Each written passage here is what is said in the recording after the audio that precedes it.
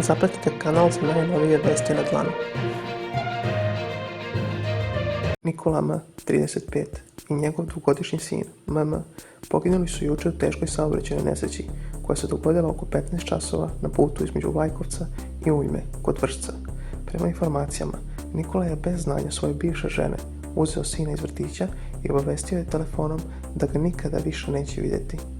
Nakon toga, žena je odmah pozvala policiju, prijavivši nestanak deteta. Međutim, samo pola sata kasnije saznali su da se dogodila tragična nesreća u kojoj su otac i sin izgubili živote. Naime, Nikola je vozeći Škodu rumunskih registracionih tablica nepropisno pokušao da pretekne kamion, što je dovelo do frontalnog sudara. Kamionom je upravljao VL, koji je zadobio teže povrede. Nikola i njegov sin, koji je navodno sedao na prednjem sedištu, preminuli su na licu mesta. Poznato je da je Nikola imao zabranu vožnje, a auto je navodno nedavno kupio. Policija i tužilaštvo iz Pančeva i Vršca obavili su uviđaj, naložili obdukciju, a izveštaj o nesreći treba da dostave organima istrage. Nikola je sa porodicom živeo u selu Veliko Središte, nedaleko od Vršca.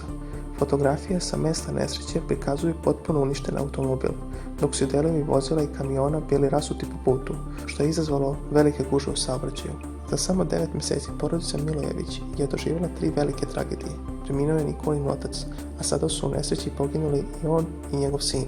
Nikolina majka Jadranka podelila je ovu tužnu vest na društvenim mrežama, izražavajući ogromnu tugu zbog gubitka muža, sina i unuka u tako kratkom vremenskom periodu. Prenosi portal kurir.rs.